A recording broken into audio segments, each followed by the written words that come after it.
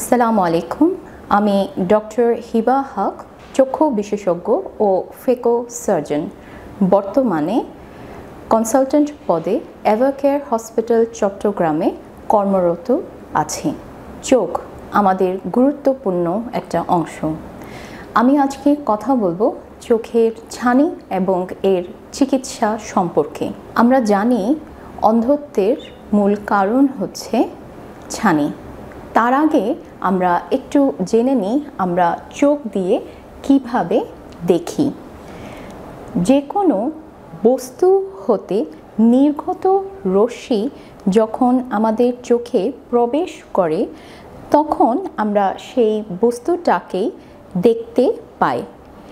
চোখের বিভিন্ন অংশ থেকে সামনে যেগুলো স্বচ্ছ, যেমন প্রথমে কর্নিয়া, এরপর লেন্স, তারপর ভিট্রাস, এই তিনটা স্বচ্ছ মাধ্যমে ভেতর থেকে আলো যখন আমাদের চোখের পিছনের পর্দায় বা রেটিনাতে প্রতিফলিত হয় তখন আমরা সেই বস্তুটা দেখতে পারি সহজেই। এবার আমরা জেনে নিই ছানি মানে কি।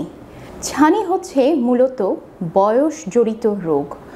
বয়স বাড়ার সাথে সাথে আমাদের মাথার চুল যেরকম পেকে যায়, চামড়ায় রিঙ্কলিং বা বলিরেখা দেখা দেয়, ঠিক সেরকম আমাদের চোখের ভেতরের লেন্সের কিছু পরিবর্তন হয়।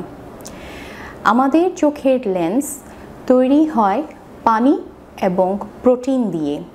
বয়স বাড়ার সাথে এই প্রোটিনের আর্কিটেকচারে চেঞ্জ হয়ে যায়, যার কারণে ধীরে ধীরে এই প্রোটিনের স্বচ্ছতা হারিয়ে ফেলে এবং বাইরের বস্তুর নির্গত রশ্মিটা আমাদের চোখের ভেতরের রেটিনাতে আর পৌঁছাতে পারে না।